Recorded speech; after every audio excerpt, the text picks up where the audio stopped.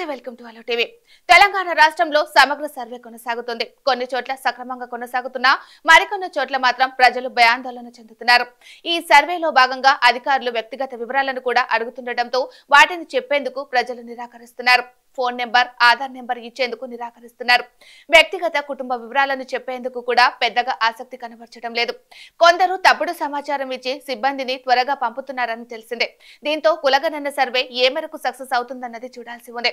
సమగ్ర సమాచారం లభిస్తుందా అన్న సందేహాలు కలుగుతున్నాయి। ఫోన్ నెంబర్లు ఇచ్చేందుకు ఎక్కువ మంది ప్రజలు నిరాకరిస్తున్నట్లు ఎమ్మెల్యేలు చెబుతున్నారు।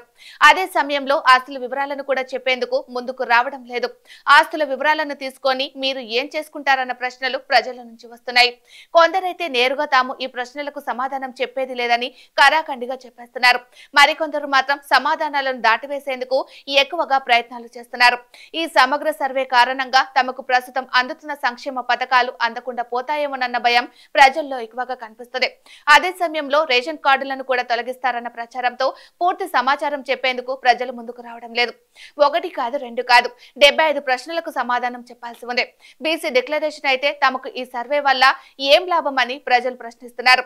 నవంబర్ 6వ తేదీ నుంచి కులగణన సర్వే చేపట్టినా ఇప్పటి వరకు పెద్దగా సర్వే ముందుకు సాగకపోవడానికి ప్రధాన కారణం బీసీ కులగణన చేపడితే తమ వివరాలను ఎందుకు సేకరిస్తారన్న ప్రశ్నలకు ఎమ్మెల్యేలకు సమాచారం ఇవ్వడానికి నిరాకరిస్తున్నారు।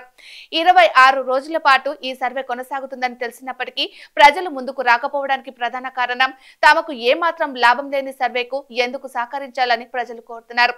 దీనికి ప్రభుత్వం నుంచి ఎలాంటి సమాధానం వస్తుందో చూడాలి మరి।